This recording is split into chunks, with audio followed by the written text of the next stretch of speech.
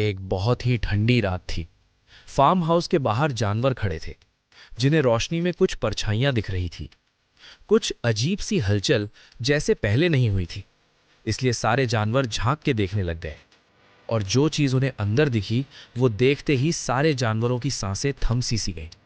उनकी आंखें फटी की फटी रह गईं। उन्होंने जो देखा वो सिर्फ एक सीन नहीं था, बल्कि वो एक धोखा था, उनकी सालों की मेहनत और विश्वास पर।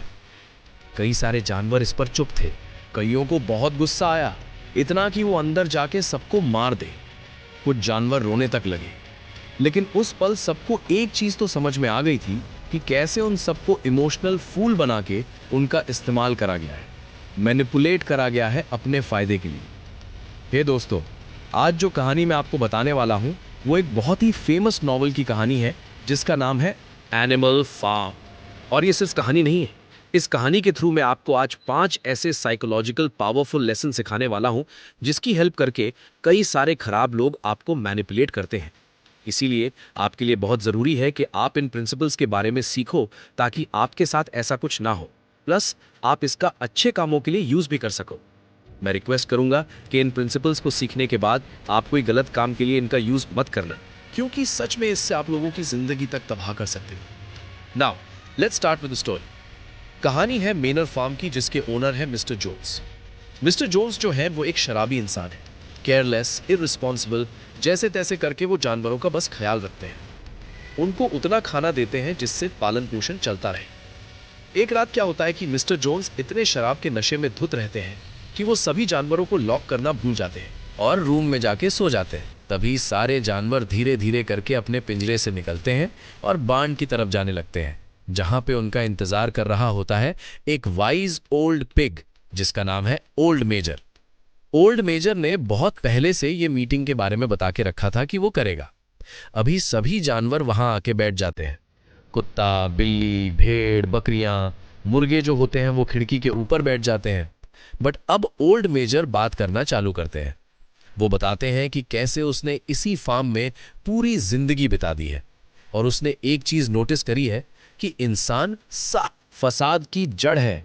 इंसान उनसे उनका दूध लेता है, अंडे लेता है, उनसे मेहनत करवाता है और सिर्फ उतना ही खाना देता है जिससे वो जिंदा रह सके। जबकि वो लोग इतना सारी चीजें बनाते हैं, वो कभी उनको एक्स्ट्रा कुछ नहीं देता है।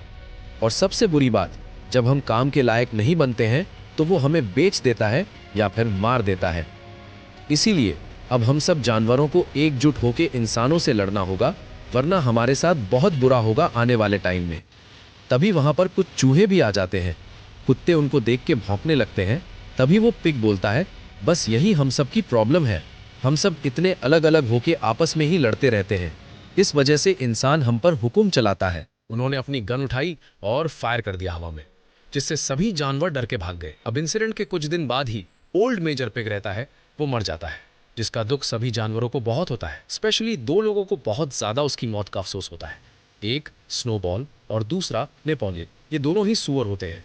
स्नोबॉल इंटेलिजेंट विजनरी होता है, नेपोलियन थोड़ा शांत और थोड़ा लड़ाकू टाइप का होता है। एक और पिग होता है स्क्विलर, जो बहुत ही अच्छे से बात करना जानता है, लोगों को इन्फ्लुएंस करना जानता है। स्पेशली नेपोलियन और स्नोबॉल, ये दोनों मिलके ओल्ड पिग की बातों को दोहराने लगते हैं। उनको वो बातें याद आती हैं और वो सभी जानवरों को सिखाने लग जाते हैं उसके प्रिंसिपल्स, जिस आइडियोलॉजी को वो नाम देते हैं एनिमलिज्म का। अब इंटरेस्टिंग बात ये होती है कि नेपोलियन और स्नोबॉल को खुद उस ओल्ड पिग की बातें इतनी अच्छे से समझ नहीं आई होती, बट फिर भी वो जैसे तैसे करके सिखा रहे होते हैं। अब स्नोबॉल क्या करता है कि एक स्लोगन भी क्रिएट कर देता है, 4 legs गुड, 2 legs बैड। ये चीज़ दोहरा दोहरा के सभी जानवरों को सिखाई जाती है, बट फिर भी बहुत सारे जानवरों को बात समझ में नहीं आ रही होती है, क्योंकि सच बात तो ये है कि जो समझा रहा है उसको ही क्लैरिटी नहीं होती कि एनिमलिज्म है क्या। इसलिए ज़िंदगी फिर ऐसे ही चलने लग जाती है। एक दिन क्या होता है कि नशे की हालत में मिस्टर जोन्स इतने धुत रहते हैं कि वो जानवरों को खाना खिलाना ही भूल जाता है, और खाना ना मिलने की वजह से सभी जानवर बहुत गुस्सा होते हैं और गुस्सा होकर चिल्लाने लगते हैं। तभी जॉन्स आता है और अपनी विप का यूज़ करके उनको मारने लगता है, और बस सभी जानवरों का सब्र का बांध टूट जाता है और सब मिलके जॉन्स के ऊपर अटैक करते हैं। अटैक इतना भारी होता है कि जॉन्स डर के वहाँ से भाग जाता है, वो फार्म छोड़ के ही भाग जाता है, और यहाँ से एक नई शुरुआत होती है एनिमलिज्म की। स्नोबॉल इस अटैक को लीड करता है, और इसलिए फिर वो जाके सबको खुशखबरी देता है कि अब से ये जो मैनर फार्म है वो बन गया है एनिमल फार्म। और इस एनिमल फार्म में हम 7 रूल्स को फॉलो करेंगे और एक एक करके वो सारे रूल्स लिख देता है इसके। जैसे कि सभी 2 टांगों पर चलने वाले लोग मतलब इंसान बुरे हैं और उनके जैसा हमें कभी नहीं। हमें अपनी चीज़ें खुद के लिए रखनी है, बिजनेस ये सारी चीज़ें नहीं करनी है। दूसरा, सभी 4 पैर वाले जानवर हमारे दोस्त हैं, जिनके पंख हैं वो भी हमारे दोस्त हैं। हम मेहनत करेंगे और अपने से खुद से अच्छे से जिएंगे। तीसरा रूल, हम इंसानों की तरह कपड़े नहीं पहनेंगे। चौथा, हम इंसानों की तरह बेड पर नहीं सोएंगे, आराम से काहिल नहीं बनेंगे। पांचवा, हम उनकी तरह शराब नहीं पिएंगे। छठा, हम अपने जानवर दोस्तों को नुकसान कभी नहीं पहुंचाएंगे। और सातवां, हम सभी जानवर इक्वल हैं, कोई हमसे ऊपर कोई नीचे नहीं है, जैसा इंसान कई बार बनने की कोशिश करता है। अब ये सभी टर्म्स सभी जानवर को बहुत पसंद आते हैं।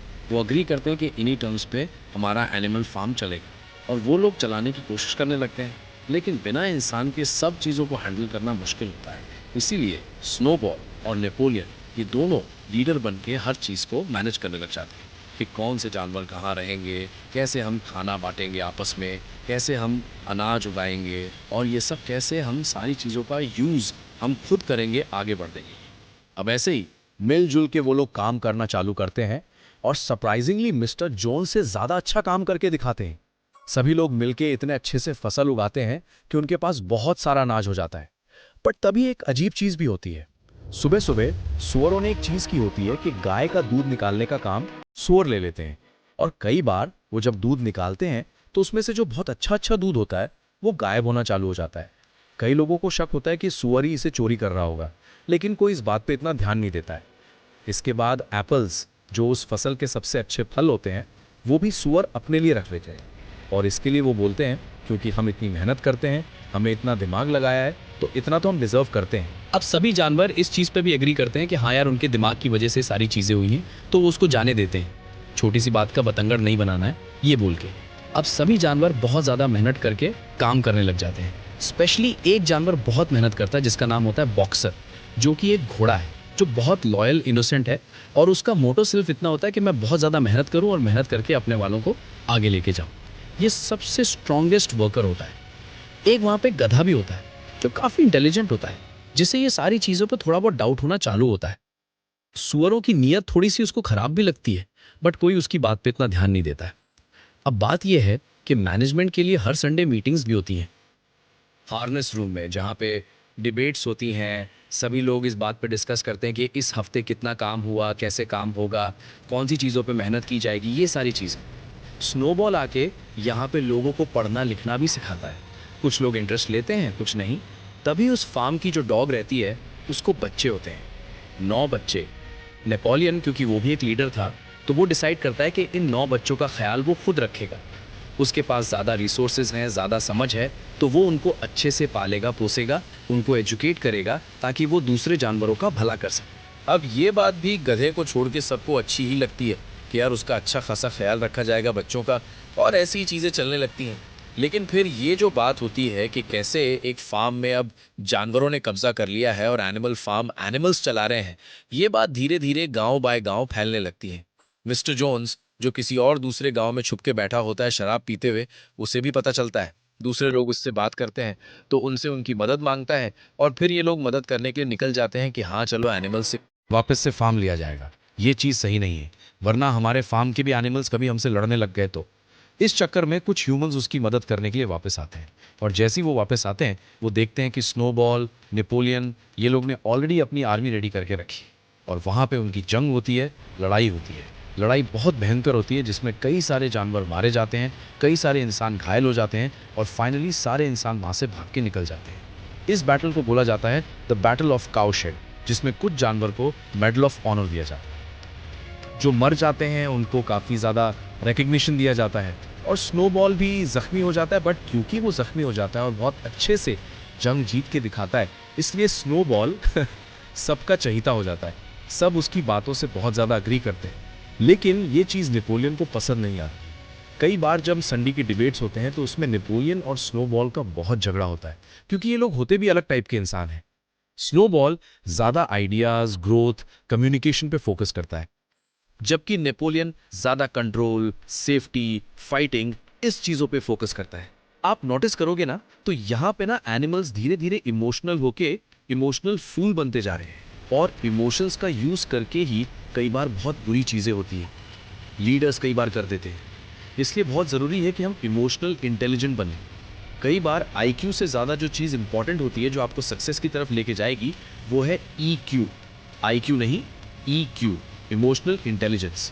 अब एक संडे मीटिंग में स्नोबॉल विंडमिल का आइडिया लोगों के सामने लाता है कि कैसे अगर हम जानवरों को थोड़ा कम काम करना है, सिर्फ 3 दिन काम करना है, अगर हम विंडमिल बना लेंगे, उससे इलेक्ट्रिसिटी पैदा करेंगे, तो हमें कम काम करना पड़ेगा। वो इसी आइडिया पे काम करने लग जाता है। बहुत अच्छे से बुक्स पढ़ पढ़ के प्लान बनाता है। सभी जानवर एक्साइटेड होते हैं, लेकिन नेपोलियन इसका विरोध करता है। वो बोलता है कि ये बकवास चीज़ है, इससे हम और आलसी हो जाएंगे, और ये आइडिया बिल्कुल सही नहीं है। हमें खाने पे और लड़ने पे फोकस करना चाहिए, क्योंकि कभी भी इंसान वापस आ सकते हैं। तभी वो लोग डिसाइड करते हैं कि वोटिंग होगी। अब नेपोलियन को पता होता है कि वोटिंग होगी तो वो पक्का हारेगा, और अब वो अपना मास्टर प्लान चालू करता है। उसके पास जो 9 कुत्ते उसने कई महीनों से अच्छे से उसे पाल के रखा है, वो उसके वफादार हो गए होते हैं। तो उन सभी कुत्तों को छोड़ देता है, अटैक करने बोलता है स्नोबॉल पे। अब स्नोबॉल क्योंकि अकेला होता है, कुत्ते बहुत ताकतवर होते हैं, स्नोबॉल डर के वहां से उस फार्म से भाग जाता है, और यहीं से अंत हो जाता है स्नोबॉल का। अब लीडर बन जाता है नेपोलियन। नेपोलियन आते साथ ही सबसे पहली चीज ये बोलता है कि अब से कोई भी संडे को मीटिंग्स नहीं होगी, डिबेट नहीं होगा, क्योंकि इसमें बहुत फालतू टाइम वेस्ट हो रहा है, और अब सिर्फ पिग्स ही होंगे जो डिसाइड करेंगे कि क्या होगा क्या नहीं। स्क्वीलर, जो कि एक बहुत बड़ा प्रोपेगेंडा फैलाने वाला होता है, वो बोलना चालू कर देता है कि कैसे स्नोबॉल एक बहुत बड़ा भगोड़ा है और बहुत बड़ा ट्रेटर है। उसकी वजह से ही इस फार्म में बहुत इश्यूज हो रहे थे। सारी बुरी चीज जो हो रही थी फार्म में, वो स्नोबॉल की वजह से हो रही थी। इनफैक्ट विंडमिल का जो आइडिया था, वो भी स्नोबॉल का खुद का नहीं था, वो नेपोलियन का था, और नेपोलियन इस बात पे एग्री करता है। अभी सारी चीजें इतनी पसंद नहीं आती हैं जानवरों को, लेकिन नेपोलियन उन लोगों को एक ऐसी बात बोलता है जैसे सभी लोग उसकी बात से एग्री करते हैं और उसे अपना लीडर मान लेते हैं। क्या बोलता है? वो बोलता है कि देखो, अगर आप लोग मुझे सपोर्ट नहीं दोगे तो आज नहीं तो कल जोन्स वापस आएगा, हम सबको मार के खत्म कर देगा। इसीलिए आप सबका सपोर्ट बहुत जरूरी है। अब ये चीज से डरते हुए सभी जानवर एग्री करते हैं। नेपोलियन बोलता है कि हमें विंडमिल वाले आइडिया पे काम करना पड़ेगा। 1 साल नहीं, इसके लिए 2 साल लगेगा। इसीलिए हमें बहुत मेहनत करनी पड़ेगी। संडे को भी काम करना पड़ेगा, थोड़ा खाना शायद कम हो, बट फिर भी हमें काम करते रहना पड़ेगा। अब इस बात से भी डोंकी तो खुश नहीं रहता है। वो बोलता भी है, बट कोई उसकी बात नहीं सुनता है। सब काम पे लग जाते हैं। स्कॉलर जो होता है वो फेक स्टैटिस्टिक्स लोगों को बताता रहता है कि कैसे हमारी ज़मीन उपजाऊ है, बहुत ज़्यादा खाना हो रहा है, लोगों की ज़िंदगी इम्प्रूव होते जा रही है। जबकि सच तो ये था कि विंड मील पे ज़्यादा फोकस करने की वजह से जानवर कम खाना बना रहे थे और उनको कम खाना मिल रहा था। और ये सारी चीज़ों के बीच में कई लोगों की कई सारी इच्छाएं जागना भी चालू हो जाती हैं। कुछ जानवरों को जूते चाहिए होते हैं, किसी को कुछ दवा चाहिए होती है, किसी को कुछ और चाहिए होता है।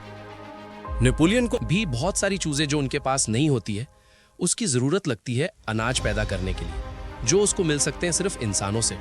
तब वो एक डिसाइड करता है कि वो इंसानों के साथ बिजनेस करेगा। अब ये चीज़ ओरिजिनल उनके रूल से अगेंस्ट थी कि इंसानों के साथ हमें बिजनेस नहीं करना है, बट तब वो रूल को थोड़ा सा चेंज कर देता है और बोलता है कि हम बिजनेस तो कर सकते हैं, लेकिन डायरेक्टली थोड़ी ना हम कर रहे हैं, हम मिडिल मैन का यूज़ करके कर रहे हैं। तो वो चीज़ अलाउड है रूल में।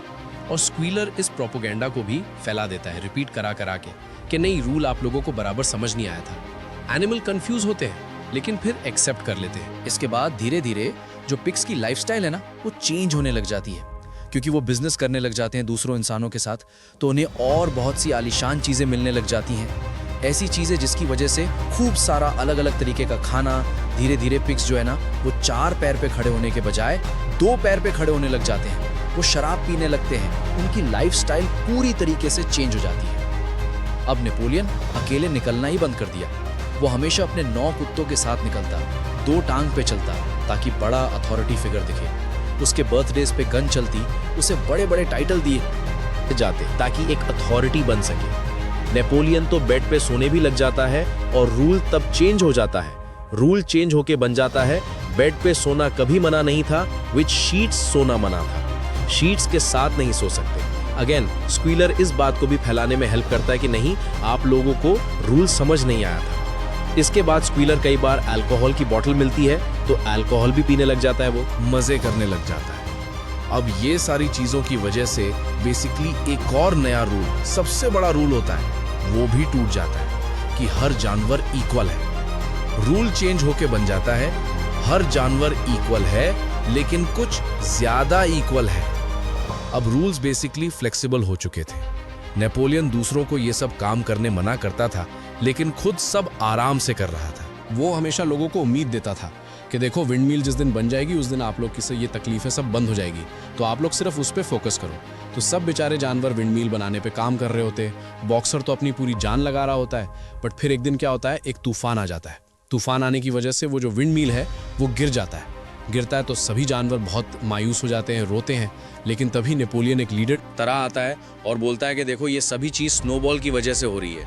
स्नोबॉल पीठ पीछे आके उसने हमारा सारा काम खराब कर दिया है। अब अगर कभी भी स्नोबॉल हमें दिखे तो उसे हमें मार डालना है, उसे हम छोड़ेंगे नहीं।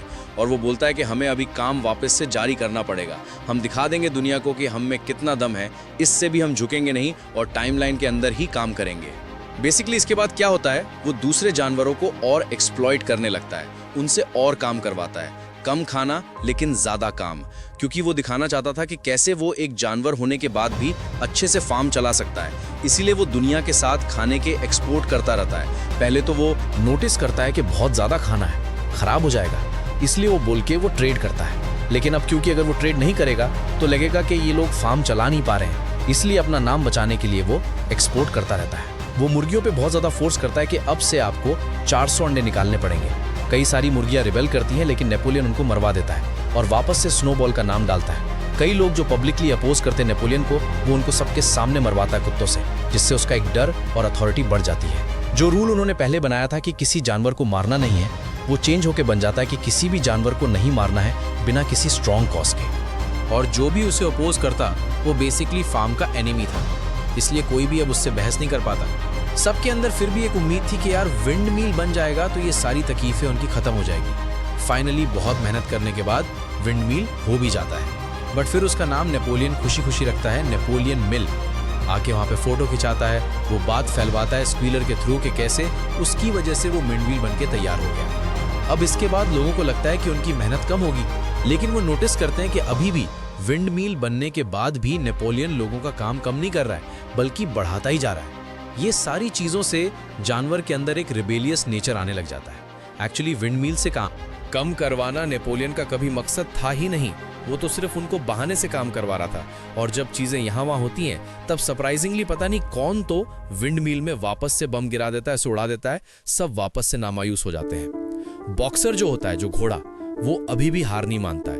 वो बोलता है मैं कितना भी बूढ़ा हो गया हूँ फिर भी मेहनत करूंगा, वापस से बनाऊंगा। सब उसको मना करते हैं कि मत कर इतना काम, तुझे इतना काम करने की जरूरत नहीं है। लेकिन उसका सपना था कि वो बना के रहे विंडमिल ताकि दूसरे का काम आसान हो सके। तो एक दिन वो ऐसी मेहनत कर रहा होता है, तभी एक बड़ा सा पत्थर आके विंडमिल से उसके ऊपर गिरता है और वो बहुत बुरी तरीके से इंजर्ड हो जाता है। नेपोलियन को जब ये मालूम पड़ता है तो वो फौरन फोन करके एक गाड़ी बुलाता है। वो सभी जानवरों को बोलता है इस गाड़ी के थ्रू वो डॉक्टर के पास भेज रहा है। लेकिन गधे को गाड़ी पे कुछ लिखी हुई बात समझ में आती है। लिखा हुआ होता है हॉर्स स्लॉटर। गधे को ये चीज समझ में आ जाती है कि क्या हो रहा है, लेकिन बाकी लोगों को ये चीज समझ नहीं आती। बेसिकली उस सुअर ने उसके सबसे अच्छे घोड़े को, जिसने उसके लिए पूरी जिंदगी दे दी, उसको उसने बेच दिया होता है। इसके कुछ दिन बाद अब ये सारी अफवाह फैलने तो लग जाती है, बट किसी के पास कोई ठोस सबूत कुछ नहीं होता है। तब नेपोलियन आके बोलता है कि कैसे 2 दिन बाद बॉक्सर की मौत हो चुकी है, वो इंजरी से बच नहीं पाया।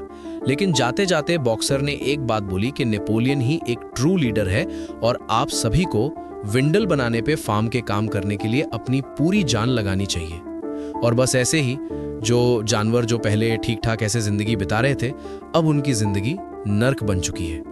एक ठंड की रात, जब फार्म में इलेक्ट्रिसिटी नहीं है, कुछ नहीं है, जब सभी जानवर बाहर होते हैं, तब वो देखते हैं कि फार्म के अंदर पार्टी चल रही है। कई सारे लोग 2 टांग पर खड़े हैं, पार्टी कर रहे हैं, शराब पी जा रही है, अय्याशियां हो रही हैं। और वहाँ पे वो लोग कुछ अजीब देखते हैं। वो देखते हैं जो इंसान है उनकी शक्ल सूअर जैसी दिख रही है, और जो सूअर है उनकी शक्ल इंसानों जैसी दिख रही है। वो दोनों एक दूसरे से इतने मेल खा रहे हैं कि कोई बता ही नहीं सकता है कि इसमें से सूअर कौन है और इंसान कौन है। बेसिकली एंड तक ये सातों के सातों रूल्स तोड़ दिए गए होते हैं। इस वजह से जो रूल होता है कि सब जानवर इक्वल हैं, वो भी चेंज होके बन गया होता है कि सब जानवर इक्वल हैं लेकिन कुछ ज्यादा इक्वल हैं। देखो दोस्तों, ये सिर्फ कहानी नहीं है। अगर आप जाके हिस्ट्री पढ़ोगे तो आपको कई सारी हिस्ट्री में ये सेम स्टोरी देखने मिलेगी। बस सुअर के बजाय आपको कुछ इंसान मिलेंगे जो सेम यही हरकतें करते हुए आपको मिल जाएंगे। और ये सिर्फ किसी एक देश की बात नहीं बोल रहा हूँ, पूरी दुनिया भर में यही एक पैटर्न कई बार चलते आता है। बट इस स्टोरी से हमें जो सीखना है वो है साइकोलॉजी के लेसन्स, जो है 5 लेसन्स जो बहुत इंपॉर्टेंट है। पहला, fear is the easiest control to. सबसे बड़ा फैक्टर जिससे आप लोगों को कंट्रोल कर सकते हो वो है डर। अगर आप लोगों को डरा सकते हो अलग अलग तरीके से, जो कई सारे इन्फ्लुएंसर्स कई बार करते रहते हैं, तो डर से आप उनका अटेंशन ग्रैब कर सकते हो और उन्हें वो बातें बोल सकते हो जो आपके काम की है। जैसे कि स्टोरी में बार बार यूज हुआ कि जोन्स वापस आ जाएगा, उस वजह से जानवर काम करने लग जाते हैं हमेशा। Second, repetition create belief. Napoleon हमेशा सही था, स्क्विरल ये बात लोगों को बार बार बताता रहता था। स्नोबॉल कैसे खराब था ये चीज भी बार बार बताई जाती। इस वजह से होता यह है कि अगर आप एक झूठ को बार बार दोहराओगे तो वो सच लगने लगता है। तीसरा, अथॉरिटी किल्स क्वेश्चनिंग। अगर आप अपने को एक अथॉरिटी फिगर दिखा सकते हो, जैसे नेपोलियन ने कुत्तों के साथ अपने आप को मेडल और टाइटल्स देके दिला दिया, अगर आप भी एक बड़े अथॉरिटी अगर लोगों को लगने लगोगे तो लोग आपको आंख बंद करके फॉलो करेंगे और कई बार क्वेश्चन नहीं करेंगे। चौथा, इमोशनल लॉयल्टी कई बार लॉजिक को बांध देती है। बॉक्सर बहुत मेहनती था, लेकिन वो इतना ज्यादा इमोशनल था कि वो कभी लॉजिक और इंटेलिजेंस का यूज ही नहीं करता था। इसीलिए इमोशनल लॉयल्टी बहुत ज्यादा नहीं होनी चाहिए, लॉजिक भी यूज करते रहना चाहिए। पांचवा, फ्रीडम एक दिन में नहीं जाती है, बल्कि स्मॉल कॉम्प्रोमाइज में जाती है।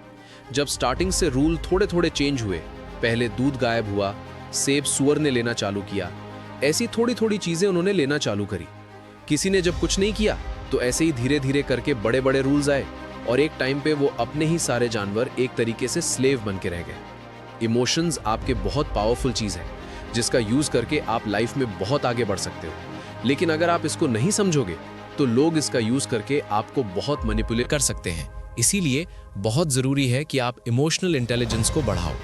और इमोशनल इंटेलिजेंस बढ़ाने के लिए सबसे अच्छी बुक है इमोशनल इंटेलिजेंस 2.0। ये बुक आपको बताएगी कैसे आपको अपने इमोशंस को समझना चाहिए, उसे कंट्रोल करना चाहिए, उसका यूज करना चाहिए। आपको ये किताब जरूर पढ़नी चाहिए। अगर पूरी किताब पढ़ने का टाइम नहीं है तो रीड कोर को सब्सक्राइब करो, हर बुक का सीधा फायदा मिलेगा।